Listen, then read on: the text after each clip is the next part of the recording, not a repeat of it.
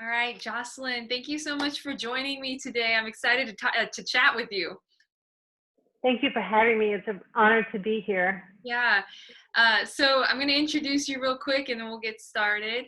So you Sure. are developmental movement consultant Yes. and you're the founder and director of Neurally Solutions Incorporated. And Neurally Solutions provides a movement-based educational approach to equipping the brain for life. And That's right. okay, first of all, our brains are a very important part of us, right? Mhm. Um, we all have one, and we all got to develop it. And the brain is amazing. It always fascinates me to talk about the brain. So I'm excited for our conversation. Um, Tell me a little bit about how you got started in what you're doing.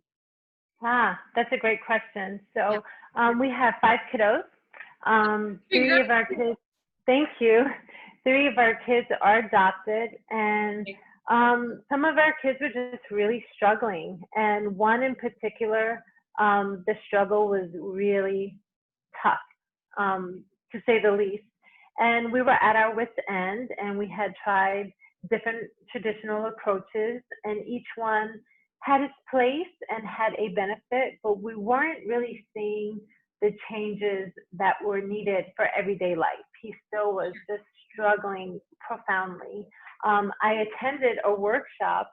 At that time, neurodevelopmental movement was called neurological reorganization, and Betty Lamont was teaching the class, and I was just so profoundly impacted by what she had to say that right then and there I made the decision, I'm going to try this. And I did. I tried it, and it worked for my son. We began to see changes, huge changes for him, and so much so that three of my five kids went through this process. And then I was invited to train to become a developmental movement consultant under Betty Lamont and Nina Jonio. So much of what I'm going to share with you, I've learned from them. They're great teachers. And I've learned from my kids because they are also great teachers. Wow. So, I mean, I'm curious. Tell me kind of what some of their struggles were that Yeah. kind of got resolved through this. Sure, sure. Well, one of my kids, I have permission to share, Okay. struggled so much so that she could not put a sentence together. So if we were doing memory work and we were trying to memorize a sentence, she would just get the whole sentence backwards. And then trying to find words was so difficult for her. And we saw such a huge improvement that she was able to take a college level class in her sophomore year of high school and pass with an A.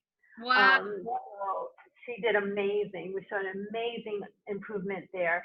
Um, my my guy, he was going from 0 to 100 explosions, and he had so much anxiety that while all the other little boys are in the pool and having fun, he's holding on to my neck for dear life. And 4 days after doing neurodevelopmental movement, he said, "Mommy, watch this." And he jumped into the pool and just had a blast. So those are two examples of things that we've seen change in them. And there's so much more. Yeah. Yeah. That's awesome. Okay, so let's dive into that. What is neural developmental movement? That is a great question. And so before I can even talk about what is neurodevelopmental movement, I just want to take a brief moment to talk about the infant developmental sequence, okay? Okay, So perfect. um, Ready to the, learn. yes, the infant developmental sequence is a very, very simple process that every human infant was designed to go through, okay?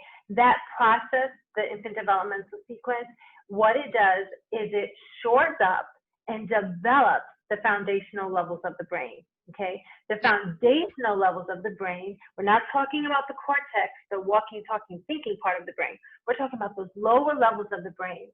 Those lower levels of the brain are responsible for things like emotional regulation, focus, attention, sensory processing, and so much more. So within the first year of life, what develops that part of the brain is what we call the infant developmental sequence. And it's as simple as A, B, and C. start with A. A, from birth, babies need to be on their tummies all the time. So A for all the time. Why? Because when they're on their tummies, they're actually engaging in these little infant patterns. And this is, if there wasn't an injury, they're actually engaging in little infant patterns that is giving profound information to the central nervous system, okay? That information that's feeding into the central nervous system then leads to other movements. So that movement, first we have A, tummy all the time, will then lead to B. And B is tummy crawling on the belly. Okay. I want you to imagine a baby on their belly, very similar, not exactly, but very similar to an army crawl. Okay. So belly is down. Imagining. Okay. Okay. And that will then lead to C, which is creeping. Now I want you to imagine a baby creeping on all fours on hands and knees. The belly is no longer on the ground. So this process, A, tummy all the time, B, tummy crawling, belly down, and C, creeping on hands and knees, along with other important elements. I'm just giving you a little synopsis here, okay? This process helps equip that foundational level of the brain, right? Yeah. So what is the result of that? The result of that is so amazing. We have, when our babies go through that process, and hang in there, I am going to talk about neurodevelopmental movement, one moment. Sure. Almost there. So this process helps the baby, if the baby hasn't endured an injury, with things like bonding, okay? So they can be a happy little soul. Or a child can have social emotional regulation so that they can have healthy peer interactions. Or students who can focus and attend and really do well academically. Or an adult who can have the strength needed in their body to make a global impact. So now they go through this process. Our infants go through the process. In an ideal world, they complete their developmental sequence and we see all this great stuff happening, right? But we know that doesn't always happen. Most of our babies don't spend time on their back, on their bellies. They spend a lot of time on their backs. And they're missing major components of the infant developmental sequence. So what we do as developmental movement consultants is we work with our clients to do an educational assessment to figure out what part of the infant developmental sequence did they miss, and then we replicate it. And it's amazing because of neuroplasticity. We know neuroplasticity, when the brain is given the right triggers, things can change. Right. So all we do is educate our families, our clients, on the infant developmental sequence, figure out where the gaps are for their loved ones at whatever stage, if they're a child, a student, or adult, and then we replicate it. Okay. Okay, awesome. So you work with kids who haven't fully developed because of that infant stage, basically, yet. Well, interesting. So they've developed in the sense that they're walking and they're talking and they're moving around, but there's gaps. There's gaps, right? So I might be able to walk and talk and look like I'm fine, but then at school I might not be able to pay attention. I may not be able to focus because the lower levels of the brain may have some gaps that are causing me to be distracted very easily. Okay. So that's an example. Is there any other example? Yes. So, or we have a child who may not be able to write well, right? They don't like to write. Well, when they have engaged in the infant developmental sequence, imagine they're on their tummy. That brings about tummy crawling. Their hands began to supinate, pronate. This act of supination, pronation leads to cortical opposition, which enables them to have appropriate fine motor skills. Okay. So writing isn't laborious because no one has to teach me how to hold a pen or a pencil. I just know how to do it automatically. Or another one is hula hoop space. So many of our teachers are teaching our kids at hula hoop space. That's your space. This is my space. Stay in the hula hoop, right? Or we have parents at home with multiple children, and there's so much going on, and you might have one child bouncing off the walls because they don't understand their body and space. Well, when we have them go through the developmental sequence, they settle down and they get the idea. It's an automatic function. Oh, this is my space, that's your space. So I don't need to sit on top of you when I'm doing my schoolwork. I can be in my own appropriate space. So that's another example. Okay, wow, very interesting. So I have dyslexia, so that's kind of been part of my story. So I think this is really interesting, and I know a big part of that is the brain. Yes. I went through vision therapy and different things like that actually I think crawling was part of my therapy. I'm pretty sure. I mean, it was a long time ago, but I'm pretty sure Sure. it was like one in front of the other. Um, and that's just so interesting to me. So, our series is called Creative Family Solutions: How to Keep Your Kids Productive, Learning, and Thriving at Home. And with current events, there's a lot happening at home, Yes. right? Yes. So what are some signs that parents can look for, as they are observing their kids do school more? What are some Yes. signs that they can look for to see if this is a thing for their kid?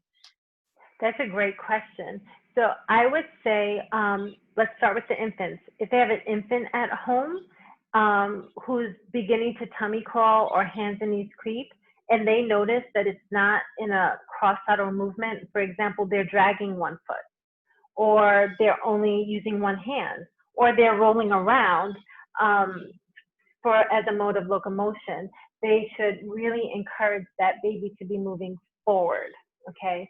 So giving that child ample time to be on their tummy if they're a little baby infant before 2 months, tummy crawling, and hands and knees creeping when they're a little bit older. But I wouldn't move them on to hands and knees creeping until they've completed every stage. And definitely don't let them walk. If they're only 9 or 10 months old, please push the furniture back and distract them and keep them on their hands and knees for as long as possible, because all of that movement that they're doing is actually helping to equip their brains. For the older kids, I would say if they're in a home learning environment and mom is pulling out her hair and she's trying to teach a math concept, it's taking her an hour and a half, child is not getting it, that's a sign, that's a trigger. Or if the child's not attending, they're not focusing, or a child is nonverbal, okay? Or a child is struggling with dyslexia, they're seeing letters backwards, and there's many different types. That's another sign. So, or they're having a hard time writing, okay? Or emotionally, they just can't connect, okay? The parent has given this child everything, but yet they're full of anxiety. Oftentimes, if they're anxious and they're afraid to take a test or afraid to do just a normal everyday task, even a fun task, think about my son who wouldn't get in the pool, right? If they're anxious, overly anxious, they're not going to just grow out of that. Most likely, they have a retained reflex, which is a whole nother conversation. And we need to get that reflex integrated by having them go through a developmental movement program. Okay, that's really helpful, because again, like, this is a unique time where parents have the opportunity to observe their kids in a different light, and so I think that's so helpful. Let's see, what are some things that they can do at home when they see those things, besides having your infant crawl? Yeah, is there anything they can do right now? Yes, I would say for right now, even though many states and countries are still shut in, some are starting to open up little by little. And if your state or your country is opening up, wonderful. Get outside as much as possible. The more sunlight your children can have, the better it will be for them. Give them lots of opportunities to run and to play. A mom, get on a bike and have your child jog next to you for a mile. It's so good for their brains. Have them drink lots of water. Provide structure for them. So as crazy as it may sound, and when I say structure, it doesn't have to be the same exact time every day, but this is our flow. This is our rhythm. We get up about this time and we're going to start this subject, and then we're going to have a brain break and drink some water, a healthy snack, get some movement in, and then we're going to do another subject, then we're going to have lunch. So really come up with a flow. And when I say flow on purpose, because I don't want, the kids don't need to be stressed out in a very rigid schedule, but kids love structure. And if you structure them, oftentimes they will do so much better, especially our kids that are dysregulated. If they know what to expect, what's coming next, it helps them out. So even put up a chart. These are our goals for the day. This is what we hope to accomplish. It could be for the individual child. It could be for the whole family. Okay, that's awesome. Yep, that's really helpful, and just an activity that people can do to set up a great environment at home. Yes. And we're wrapping up here, but do you have a gift for us, a gift to offer people, a way to get a hold of you, all of that? Absolutely. My email address is jwilliams@nsibrain.com. And if you just say creative parenting, you will get a 20% discount on your initial assessment. You can also give us a call or you can text us. And our phone number is 317-936-6797. So email is jwilliams@nsibrain.com. Phone number 317-936-6797. For being part of this summit, we will honor a 20% discount if you use the code Creative Parenting. And you can also follow us on social media. Social media is simply Neurally Solutions. And you can find us on Facebook, Instagram, Twitter. Okay. All right. Awesome. Well, thank you, Jocelyn, so much for your time. I feel a little smarter, which is always good. And I feel like at the end of this series, I won't be a parent, but I'll be a parent expert. So at least I'll be prepared. So thank you so much for your time, and you have a great day, and your family as well, a beautiful family, you and your husband. And congratulations on almost being 25 years together. That's amazing. Thank you so much. Yes, take care. Take care, Jessica. It's been an honor to be here with you. And one last thought is, let your kids move a lot. And those babies, get them out of containers and put them on the floor and let them move. Thank you so much for your time. Yep, you too. Take care.